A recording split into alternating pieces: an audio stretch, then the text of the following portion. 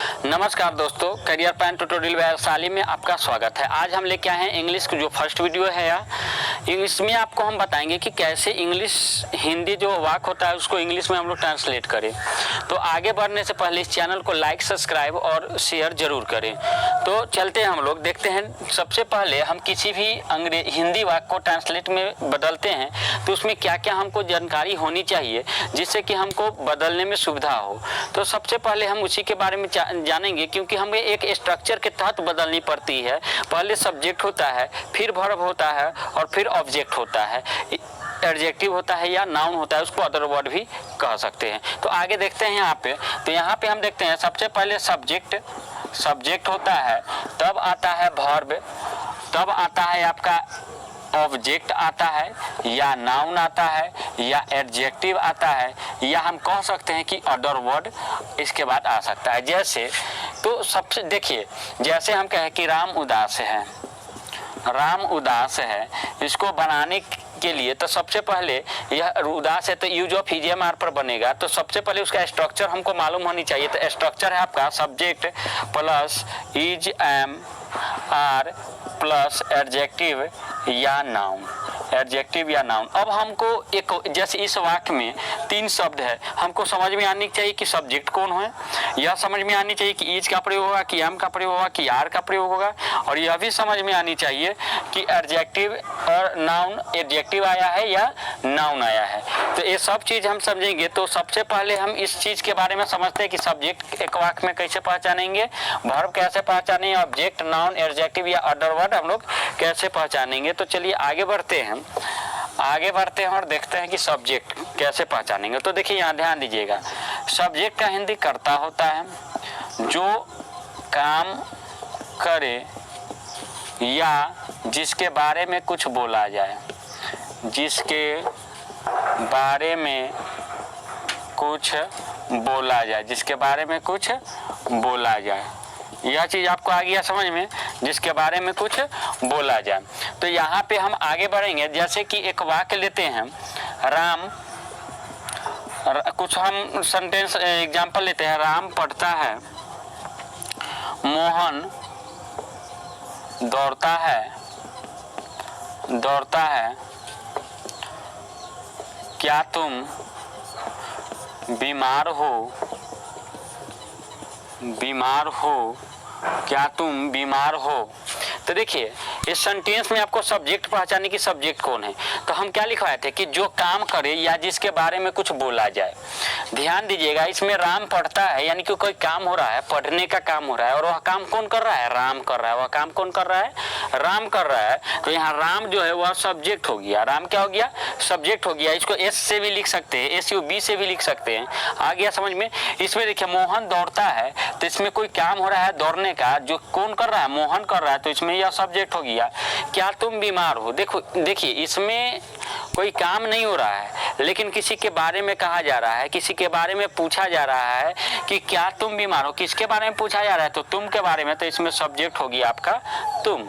यह चीज आपको आ गया समझ में। नेक्स्ट चलते हैं हम, नेक्स्ट कहाँ चलते हैं आपके, तो यह इसको नोट डाउन कीजिए, नेक्स्ट हम चलेंगे, इसको इरेज करेंगे। नेक्स्ट हम चलेंगे, देखिए हो गया, सब्जेक्ट आपको समझ में आ गया। इसके बाद हम चलते हैं कि वर्ब। देखिए यह इंपॉर्टेंट है आपके लिए, वर्ब। तो वर्ब का हिंदी जो होता है वह होता है क्रिया। क्या होता है, क्रिया। जो काम किया जाए, जो काम किया जाए, जो काम किया जाए या जो वाक्य को पूरा करे, जो वाक्य को पूरा करे। जैसे कि देखिएगा यहाँ पे, देखिएगा राम पढ़ता है, तुम दौड़ते हो, वह उदास है, मैं बीमार हूँ, मैं बीमार हूँ। तो यहाँ पे देखिएगा राम पढ़ता है, इसमें कोई काम हो रहा है, पढ़ने का काम हो रहा है, तो यह आपका वर्ब हो गया। तो देखिए अगर हम इस है को मिटा दे तो क्या हो जाएगा, राम पढ़ता। कोई वाक्य बन रहा है ना, स्पष्ट वाक्य नहीं बन रहा है, पूर्ण वाक्य नहीं बन रहा है। तो जो है यह भी एक वर्ब हो गया। तुम दौड़ते हो, तुम दौड़ते हो तो दौड़ना वर्ब है, और है भी क्या है, वर्ब है, क्योंकि वाक्य को पूरा कर रहा है। और देखिए वह उदास है, इसमें क्या उदास वर्ब है, कोई काम हो रहा है, काम नहीं हो रहा है। किसी के रिएक्शन के बारे में बताया जा रहा है कि उसका रिएक्शन अभी कैसा है। तो यहाँ पे उदास जो है वाक्य को पूरा कर रहा है। तो सिर्फ इसमें एक वर्ब आया है। सिर्फ कितने वर्ब आए हैं, एक वर्ब आए हैं। इसके बाद देखते हैं मैं बीमार हूँ, तो इसमें किसी के बारे में बोला जा रहा है तो मैं तो सब्जेक्ट हो ही जाएगा, लेकिन इसमें एक ही वर्ब आया है जो वाक्य को पूरा कर रहा है, तो वही क्या हो जाएगा, मेरा वर्ब हो जाएगा। अब कहने का मतलब है कि दो चीज अगर कहीं आए तो दोनों को अंतर हम कैसे निकालें।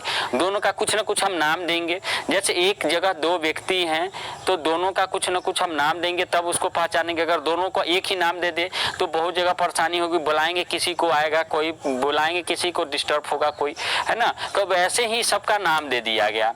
तो वर्ब जो है, वर्ब का नाम दे दिया गया। एक को कहा गया मेन वर्ब, एक को क्या कह दिएगा, मेन वर्ब। इसको हम लोग प्रिंसिपल वर्ब भी कहते हैं, प्रिंसिपल वर्ब भी कहते हैं। और इसका हिंदी जो हुआ वह हो गया आपका मुख्य क्रिया। क्या हो गया, मुख्य क्रिया। इसमें आपके जितने भी जैसे वर्ब के पहचानने के नियम है कि वैसा शब्द जिसका अंत आकार की मात्रा से हो,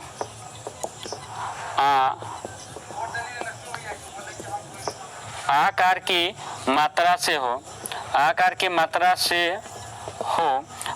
मात्रा से हो और उससे कुछ कार्य होने का बोध हो, या काम ही लिखिए, काम होने का बोध हो, काम होने का बोध हो। जैसे कि देखिए वैसा शब्द, जैसे यहाँ लिखे हम पढ़ना, तो देखो तो आकार की मात्रा से समझ में आ रहा है कि आकार की मात्रा से खत्म हो रहा है, और इससे कोई काम हो रहा है कि पढ़ने का काम हो रहा है। खेलना, इसमें भी आकार की मात्रा समाप्त हो रहा है। दौड़ना, इसमें भी आकार की मात्रा समाप्त हो रहा है और कोई काम हो रहा है। एक अब देखिएगा यहाँ पटना, तो देखिए ये भी आकार की मात्रा समाप्त हो रहा है, तो ये वर्ब होगा नहीं, ये आपका गलत हो गया, यह वर्ब नहीं होगा। क्यों नहीं होगा, क्योंकि पटना एक सिटी नेम है, शहर का नाम है, यह एक नाउन है। इससे ना तो है लेकिन इससे कोई काम होने का बोध नहीं हो रहा है। तो यह चीज आपको आ गया समझ में। चलिए अब आगे देखते हैं। तो मेन वर्ब हो गया। दूसरा है आपका, उसको हम लोग कहते हैं हेल्पिंग वर्ब। हेल्पिंग वर्ब, इसका दूसरा नाम है एक्सिलियरी वर्ब, AUXILIARY। देखिएगा AUXILIARY, एक्सिलियरी वर्ब। यह क्या कहता है कि वाक्य को जो पूरा करता है वही आपका हेल्पिंग वर्ब कहलाएगा, यानी कि वाक्य को पूरा करने में जो सहायता करता है। जैसे इस सब में देखिए मैं पढ़ता हूँ, तो इसमें यह हो जाएगा हेल्पिंग वर्ब और यह हो जाएगा मेन वर्ब। यह हो जाएगा मेन वर्ब। मेन वर्ब दौड़ना क्या हो गया, दौड़ते, यानी इसका मूल रूप क्या हो गया, दौड़ना, तो यह मेन वर्ब हो गया। और यह क्या हो गया आपका हेल्पिंग वर्ब, यह हो गया आपका मेन वर्ब। बिल्कुल यहाँ क्या है, हम हेल्पिंग वर्ब है को क्या मान रहे हैं, हेल्पिंग वर्ब, तो यहाँ हो गया हेल्पिंग वर्ब, यहाँ भी हो गया हेल्पिंग वर्ब। यह चीज आपको आ गया समझ में। लेकिन यहाँ एक चीज आप मिस्टेक कर गए। क्या मिस्टेक कर गए कि यह दोनों हेल्पिंग वर्ब नहीं कहलाएगा, यह दोनों मेन वर्ब कहलाएगा। क्या कहलाएगा, मेन वर्ब कहलाएगा। क्यों कहलाएगा मेन वर्ब, जैसे कि आप क्रिकेट देखते होइएगा, उसमें का एक कप्तान होता है, एक वाइस कैप्टन होता है, यानी कि उप कप्तान होता है। अगर कप्तान फील्ड पे नहीं होता है तो सारा कारोबार कौन संभालता है, वाइस कैप्टन संभालते हैं, यानी कि उप कप्तान संभालता है। तो वही तब तक के लिए मेन कैप्टन का रूप धारण करता है। तो वही देखिए मेन वर्ब है नहीं, लेकिन चूंकि इस वाक्य में कोई वर्ब नहीं आया है तो यही क्या कहलाएगा, मेन वर्ब कहलाएगा। यह चीज आपको मुख्य क्रिया कहलाएगा। और ये चीज आपको याद रखना है। क्या याद रखना है, नोट में यहाँ लिख देते हैं कि वैसा वाक्य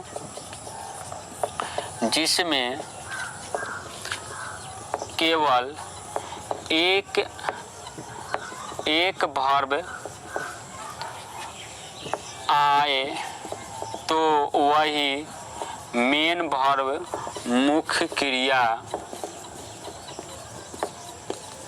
कहलाता है। यह चीज आपको आ गया समझ में कि किसी वाक्य में अगर एक वर्ब आवे तो वही क्या कहलाता है, मुख्य क्रिया कहलाता है। और इस चीज को आपको याद रखना है तभी आप जाके एक अच्छे सेंटेंस मेकर बन पाइएगा। सेंटेंस को बनाना है, देखिए जो भी हम पढ़ा रहे हैं वह चीज़ आपको कॉन्सेप्ट क्लियर होना चाहिए। एक अच्छी आप सेंटेंस बनाने के योग्य बनना चाहते हैं तब, और नहीं तो बेकार में आप वर्ब कोई और रहेगा, वर्ब लगाइएगा कोई और, वर्ब का पहले कोई भी चीज़ जब स्टार्टिंग कीजिए तो उस वर्ड के ऊपर चर्चा कीजिए कि इसमें जो वर्ड आया है उस वर्ड कहाँ से आया है और उस वर्ड का मीनिंग क्या है। यह चीज़ आ गई आपको समझ में, नोट डाउन, नोट डाउन।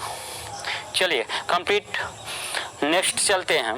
तो आपको वर्ब भी समझ में आ गया, आप कुछ ऑब्जेक्ट के बारे में हम समझा देते हैं, उसके बाद हम आगे बढ़ेंगे।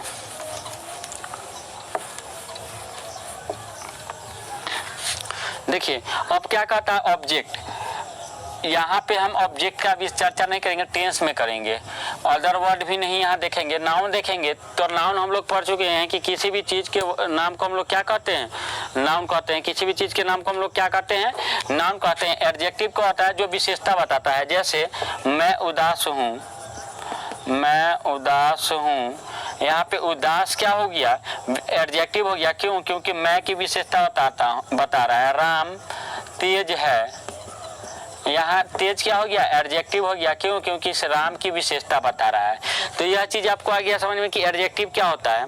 तो आपको अभी अब क्या समझा है, अभी हम सब्जेक्ट समझा है, वर्ब समझा है, नाउन और एडजेक्टिव समझा है।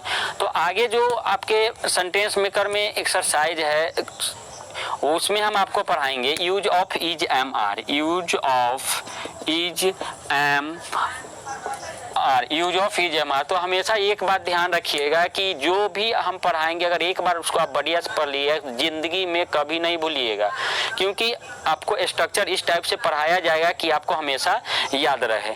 तो आज के लिए इतना ही, आज आपका बेसिक क्लास था इसलिए हम इतना ही बता के इस वीडियो को ख़त्म कर रहे हैं। और नेक्स्ट डे जब आपको वीडियो हम बनाएंगे नेक्स्ट टाइम, तो उसमें हम use of is am are का पढ़ाएंगे। उसमें ऐसे टॉपिक हैं, यह एक ऐसे टॉपिक हैं जो हमेशा आपके लिए यूजफुल है। जब भी आप छोटा छोटा आप सेंटेंस बनाइएगा तो वहाँ पे आपके लिए बहुत यूजफुल है। और यह जरूरी है कि सबसे पहले छोटा सेंटेंस बनाया जाए, फिर आगे बड़ा सेंटेंस बनाया जाए। तो आज के लिए इतना ही।